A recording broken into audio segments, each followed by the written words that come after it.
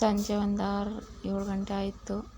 ನಾನು ಚಪಾತಿ ಹಿಟ್ಟು ಕಲಸಿದ್ದೆ ಸಂಜೆ ಊಟಕ್ಕೆ ಅಂತ. ನಮ್ಮ ಹುಡುಗರು ಅದರಲ್ಲಿ ಚಪಾತಿ ಹಿಟ್ಟು ತಗೊಂಡು ಹಾವು ಅಂತ ಏನೇನೋ ಮಾಡ್ಕೊಂಡು ಕೂತವ್ರೆ. ನಮ್ಮ ಮನೇಲಂತೂ ಚಪಾತಿ ಮಾಡೋಕ್ಕೆ ಇಕ್ಕಿದ್ರೆ ನಮ್ಮ ಹುಡುಗರಿಗೆ ಗೊತ್ತಾಯಿತು ಅಂದರೆ ಬರೀ ಹಿಂಗೆ ವೇಸ್ಟ್ ಮಾಡ್ತಾರೆ ಸ್ವಲ್ಪ ಚಪಾತಿ ಇಲ್ಲ ಅದು ಇದು ಮಾಡೋದು ಅಂತ. ನಿಮ್ಮ ಮನೇಲೂ ಹೀಗೇನಾ ಮಕ್ಕಳು? ನಮ್ಮ ಮನೇಲಿ ಹಾಸನ್ಗೆ ಹೋಗಿದ್ರು, ಹಾಗೆ ಬರ್ತಾ ಸ್ವೀಟ್ಸ್ ತಂದಿದ್ರು ವರ್ಷ ಬೇಕ್ರಿಯಿಂದ. ಸ್ವೀಟ್ಸ್ ಎಲ್ಲ ಚೆನ್ನಾಗಿತ್ತು. ಇನ್ನು ನೆಕ್ಸ್ಟ್ ಡೇ ಬೆಳಿಗ್ಗೆ ಎದ್ದು ಬಟ್ಟೆ ವಾಶ್ ಮಾಡಿ ಪಾತ್ರೆ ಬೆಳಗ್ಗೆ ಆಮೇಲೆ ಐಟಮ್ ಬಂದಿತ್ತು ಅಂಗಡಿದು, ನಮ್ಮ ಶಾಪ್ ಇದೆ ಅಲ್ಲಿದು.